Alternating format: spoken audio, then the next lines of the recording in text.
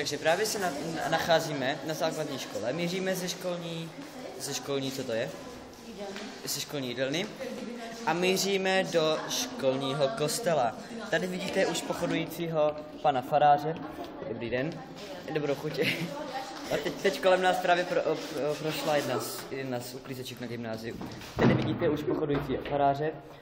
Takže pane faráři, o čem byste, komu bude věnovaná dnešní mše? Chvala Kristu ve jménu Božím. I s vámi. I s tebou. Dnešní mše bude věnována svatému otci Piovi neboli Josefu Sobovi. Josef Sova, ano, ten chodí často do jídelny a večeří tam svoje sovové nudličky. Ano, přesně tak. Sové nudličky jsou svěcený pokrm, který smí a jasně vzácní a svatý lidé, jako je svatý otec Pio. Tak a tady vidíte už kostelní babky, které si po náročné mši uspořádali malý bejdan. Co k tomu řeknete, pane faráři? Řekl bych jen to, že kostelní babky jsou velmi vzrušující osobnosti, které zpívají samé krásné písně kostelní, jak z kancionálu, jak ordinára a jak svaté mše vánoční. Tady už vidíte ty, které to už přestalo bavit. Ano. Dnešní mše, jak už jsem řekl, bude zasvědčena svatému otci Piovi. Začneme.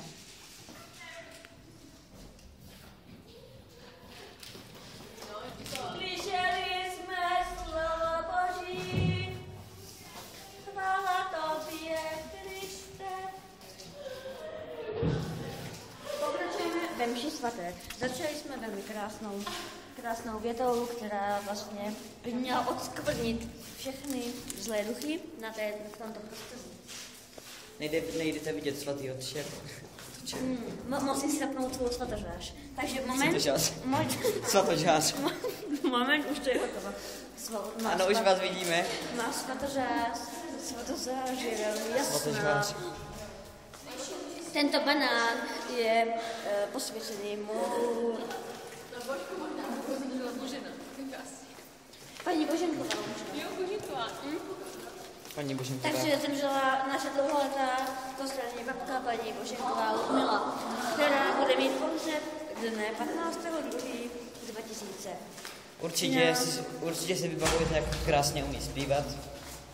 Ano, například Blíž k tobě Bože můj. Byla to jedna z našich chloub našeho školního kostela.